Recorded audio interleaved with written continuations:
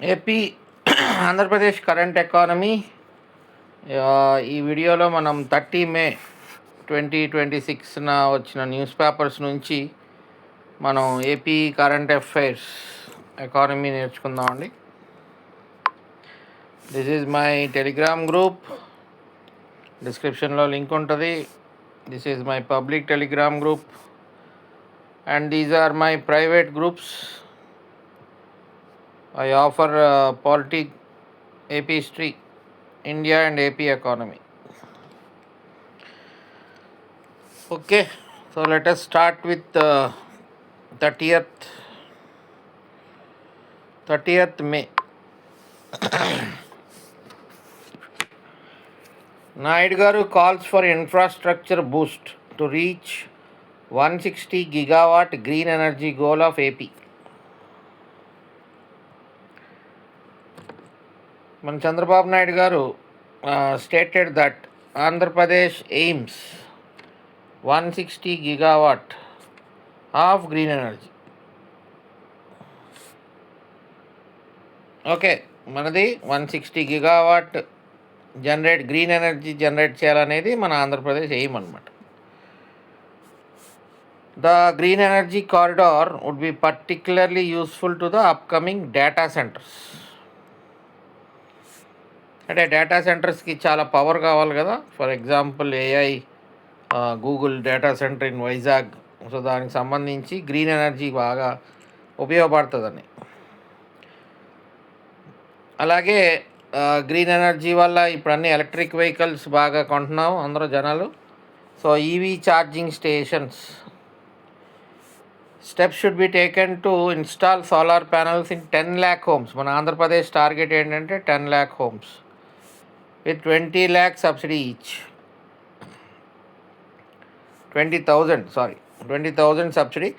మొత్తానికి మన ప్రధానమంత్రి సూర్యాగర్ బిజిలీ యోజన కింద మన ఆంధ్రప్రదేశ్లో 10 lakh హోమ్స్కి సోలార్ ప్యానల్స్ ఇన్స్టాల్ చేయాలనేది మన ఆంధ్రప్రదేశ్ టార్గెట్. తర్వాత తీసుకుంటే మనకి officials inform that the process of setting up 577 electric vehicle charging stations. ఈ మధ్యన మీరు మీ ఊళ్ళల్లో సిటీస్ ఆర్ అర్బన్ టౌన్స్లో కొన్ని చోట్ల ఈవీ ఛార్జింగ్ స్టేషన్స్ బాగా కనబడుతున్నాయి.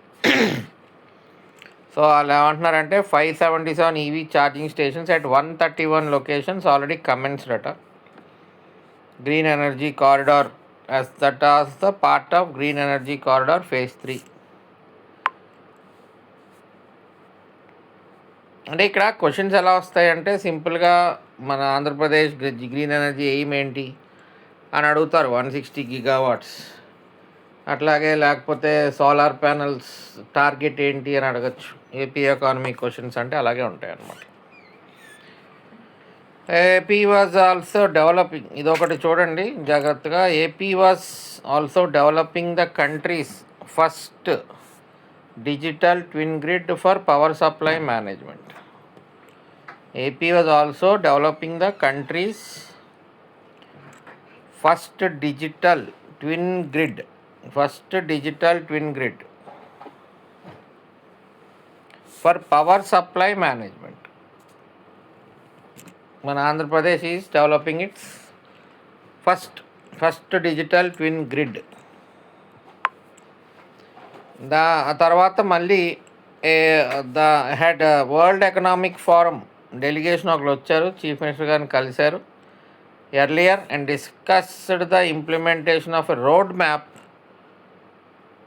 For the establishment of the country's first thematic centre for 4th industrial revolution in AP. So ఇక్కడ world economic forum డెలిగేషన్తో మన చీఫ్ మినిస్టర్ గారు ఈ road map implementation of the road map discuss చేశారనమాట. దేనికి? For the establishment of countries first thematic centre for the 4th industrial revolution in AP. 4th industrial revolution. Okay, same మళ్ళీ ఇంకొక news paper Hindu and new Indian express రెండు చోట్ల నేను cover చేస్తాను. The inform that 577 ఇవి 131 అంటే ఇది చెప్పినప్పుడు ఇద్దరు న్యూస్ పేపర్ రిపోర్టర్లు ఉంటారు, లేకపోతే అదే న్యూస్ అందరి దగ్గరికి వెళ్తూ ఉంటుంది. కానీ ఎడిటర్ రాసేటప్పుడు డిఫరెంట్ పాయింట్స్ తీసుకుంటారు అనమాట. They inform that chief minister of Andhra Pradesh is develop country's first digital twin grid for power supply management. Okay, అట్లాగే on May 21st the state record peak demand of 15,000 megawatt while electricity consumption till May stood at 7,000 million units. అది just for information. తర్వాత world economic forum delegation from the world economic forum met to discuss the implementation of the road map for the country's first thematic centre for the fourth industrial revolution C4IR in Andhra Pradesh. An agreement was signed by AP Transco and World Economic Forum for setting up C4IR thematic center for the fourth industrial revolution, countries first. Naidu గారు ఏమన్నారంటే AP should emerge as a global hub for green energy, digital transformation, cyber security. Notes రాసుకోండి, main points ఇప్పుడే రాసుకోండి, మీకు ఈజీగా ఉంటుంది తర్వాత refer చేయడానికి. మళ్ళీ ఇవన్నీ చూడాలంటే కష్టం. So Jaladhara to improve rain water harvesting capacity. The government flagship Jaladhara Jalharati program is bringing new life into water resources across Eluru district by rejuvenating irrigation, canals, tanks, feeder channels and traditional water bodies. The initiative aimed at conserving every drop of rainwater and strengthening irrigation infrastructure is emerging as a major support system for farmers ahead of the monsoon season. ముందుగా monsoon season రాకముందే ఈ canals తవ్వుకుని feeder channels అన్నీ ready చేసుకుని పెట్టుకుంటే చక్కగా rain వాటర్ని మనం harvest చేసుకోవచ్చు. దానికి సంబంధించిన program Jaladhara Jalaharati, government's flagship program. Officials from the DWMA అంటే ద్వామా అంటాం జనరల్గా ఆఫీసెస్లో, డిస్ట్రిక్ట్ వాటర్ మేనేజ్మెంట్ ఏజెన్సీ, తర్వాత వాటర్ రిసోర్సెస్ డిపార్ట్మెంట్, ఈ అందరూ కలిసి ఇది ఒక 100-day యాక్షన్ ప్లాన్ కింద చేస్తున్నారనమాట. జలధార జలహారతి. సో అది న్యూస్. తర్వాత operation Dandayana launched for women safety. Operation Dandayana police వాళ్ళు మన కోసం ఉమెన్ సేఫ్టీ కోసం in a major initiative aimed at curbing crimes against women and children and ensuring speedy justice to victims.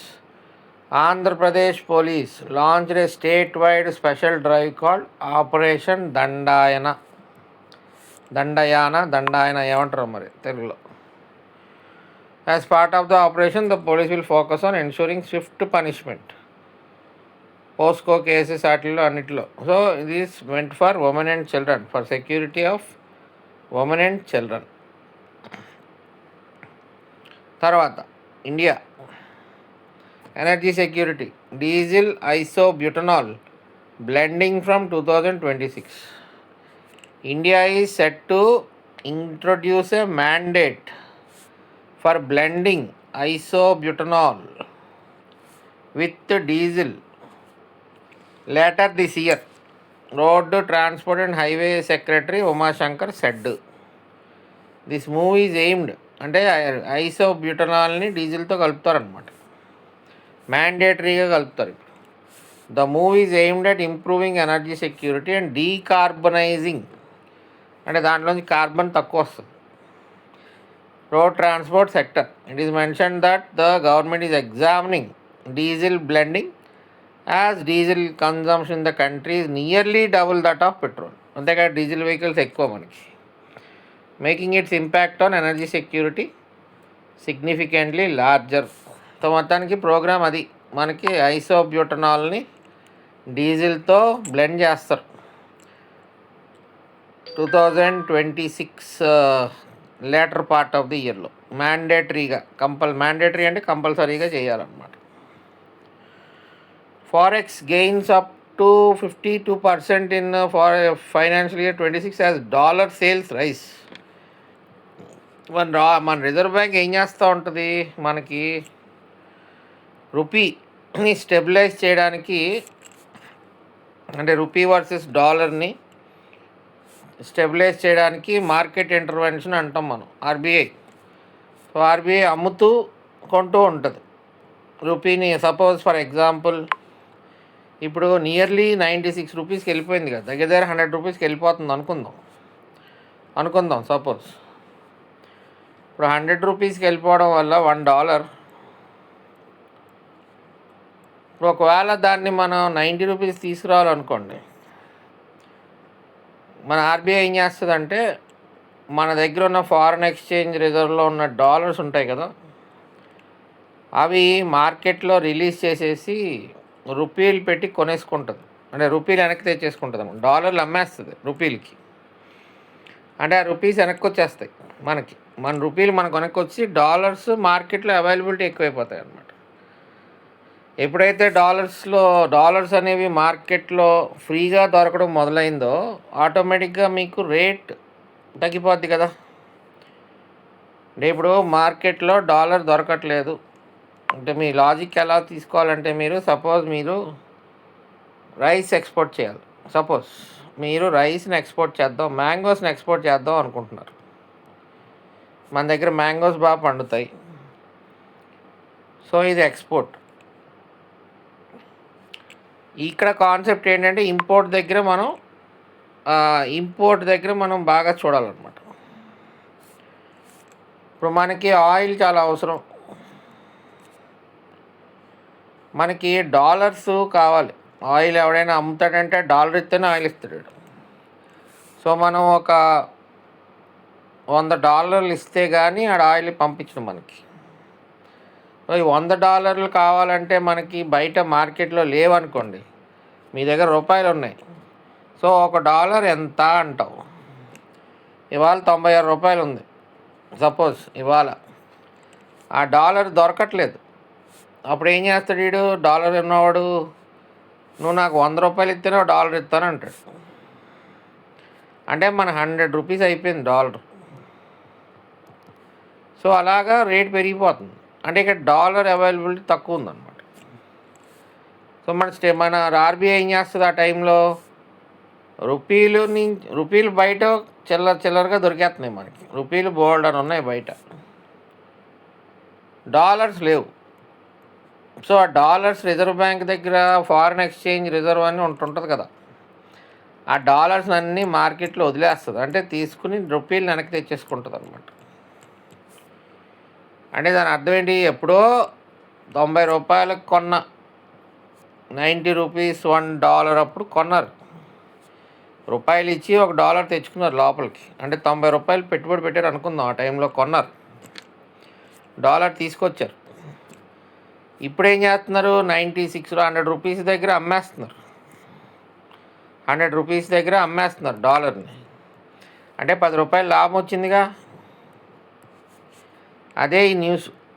The reserve bank said gains from its foreign exchange interventions in the currency market jumps 52% to 1.69 lakh crore in financial year 26. అంటే ఈ మొత్తం 25-26లో ఈ అమ్మడాలు కొండాలు something like share market, nothing more than that. As it net sold record 53.13 billion in support rupee. ఇది గుర్తుపెట్టుకోండి బాగా. డాలర్స్ ఎందుకు కొంటారు, మనకి డాలర్స్తోనే మనం ఆయిల్ తెచ్చుకోవాలి, మనకు అవసరం ఉంది కాబట్టి. బట్ అదే టైంలో రూపీ పడిపోతూ ఉంటుంది. అంటే rupee will grow higher in terms of dollar. మళ్ళీ ఆ రూపీని స్టెబిలైజ్ చేయడానికి మళ్ళీ డాలర్స్ రిలీజ్ చేసేస్తూ ఉంటుంది. So that is market intervention by RBI. Market intervention అంటాం ఎకానమీలో. The central bank stepped up interventions in the currency markets to shield the rupee. In financial year 26, the RBI net sold, అంటే మొత్తం dollars అమ్మేయగా మన రూపాయలు వెనక్కి వస్తాయి కాబట్టి మొత్తానికి లాభం $53.13 billion in the spot foreign exchange market to defend the rupee. అంత అమ్మేసింది. అప్పుడు ఎంత వచ్చినాయి? $195 billion. The central bank sold nearly $195 billion and brought around $142 billion, resulting in the net sales of $53 billion. అంటే మొత్తానికి సేల్ $53 billion సేల్ జరిగింది. అంటే ఆ రూపాయలన్నీ that is equal to 1.69 lakh crore అలాగనమాట సంథింగ్. మనకి ఇక్కడ concept important, not figures. Economy is not about figures. Economy is about concepts. Figures will vary every day. Don't bother. The central bank book gains. అంతే కదా, when it sells dollars from its reserves in the foreign exchange market to stabilize the rupee. అర్థమైంది కదా ఈ statement బాగా చదవండి. The central bank book gains, లాభాలు వస్తాయి ఎప్పుడు? when it sells dollars from its reserves in the foreign exchange market. ఎక్కడ అమ్మింది? ఫారెన్ ఎక్స్చేంజ్ మార్కెట్లో అమ్మింది. ఎక్కడి నుంచి తీసింది? రిజర్వ్స్లో తీసింది డాలర్స్ని. దేనికి? To stabilize the rupee depending on the exchange rate relative to the historical average price at which the RBI had accumulated those reserves. అర్థమైంది కదండి, నేను చెప్పాను కదా, 90 రూపాయలు అప్పుడు కొన్నది 96, 100 రూపాయల దగ్గర అమ్మేస్తుంది. ఆటోమేటిక్గా 10 రూపీస్ ప్రాఫిట్. అది RBI had accumulated those reserves, historical average price. అంటే స్టాక్ మార్కెట్ పెరిగితే అమ్ముతారు, తగ్గితే కొంటా ఉంటారు కొంతమంది, పెరిగితే అమ్ముతూ ఉంటారు, అలాగనమాట. సో అలా మార్కెట్ ఇంటర్వెన్షన్ చేస్తూ ఉంటాం. ఓకే, అదొక కాన్సెప్ట్. తర్వాత RBI balance sheet grows 21%. Balance sheet, కొండాలు అమ్మడాలు, అప్పులు ఇవ్వడాలు, వడ్డీ వసూలు చేయడాలు, ఇవన్నీ చేస్తుంది కదా మన ఆర్బీఐ. సో ఆ విధంగా బ్యాలెన్స్ షీట్ ఫైనాన్షియల్ ఇయర్లో 20.6% పెరిగింది. Total assets rising by 15.72 trillion rupees to, అంటే ఎంత పెరిగింది? 15.72 trillion rupees పెరిగింది. ఎంతకు చేరింది? 91.97 trillion rupeesకి చేరి March 26న, helping it to make a record payout to the government to the tune of 2.86 trillion rupees. మొత్తానికి ఆర్బీఐ గవర్నమెంట్కి అంటే వచ్చిన లాభం తీసుకెళ్ళి గవర్నమెంట్ ఆఫ్ ఇండియాకి ఇవ్వడం జరిగింది. That is 2.86 trillion rupees. And gold soaring hi bye 63 ఇంత ఉంది గోల్డ్, 880.5 ton గోల్డ్ ఆర్బీఐ దగ్గర ఉంది. The sharp increase in the balance sheet, దేనివల్ల పెరిగింది? Primarily driven by rise in domestic investments which rose by 44.9%. అంటే బాగా డొమెస్టిక్ ఇన్వెస్ట్మెంట్స్ బాగా పెరగడం వల్ల ఈ బ్యాలెన్స్ షీట్ లాభాలన్నీ బాగా పెరిగినాయి అనమాట. అలాగే గోల్డ్ హోల్డింగ్స్ కూడా పెరిగినాయి. Foreign investment surged by 7.9%. మొత్తానికి ఆర్బీఐ బ్యాలెన్స్ షీట్లో బాగా డబ్బులు పెరిగి 2.86 trillion రూపీస్ని గవర్నమెంట్ ఆఫ్ ఇండియాకి 25-26 ఇయర్లో పేఅవుట్ కింద ఇవ్వడం జరిగింది. ద యాన్యువల్ రిపోర్ట్, అంటే 2.86 trillion అంటే ఏంటి? ఇక్కడ రూపీస్ అన్నాం కదా. The annual report when it had announced record 2.865 lakh crore or 6.5% of the balance sheet in surplus transfer to the government. అంటే 2,2 లక్షల కోట్లు అనుకోండి. అది 2,865 లక్షల కోట్లు కాదు, 2 కదా, $2.8 ట్రిలియన్ అన్నాం మనం. సో ఇక్కడ 2.865 అని చదవాలి. అంటే 2,00,000 కోట్లు,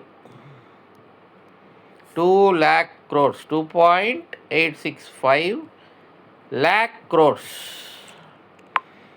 lakh crores అట. ₹1,00,00,000 ఉంటే చాలే బతకడానికి. లక్షల కోట్లు, 2,00,000 కోట్ల రూపాయలు ఇవ్వడం జరిగింది.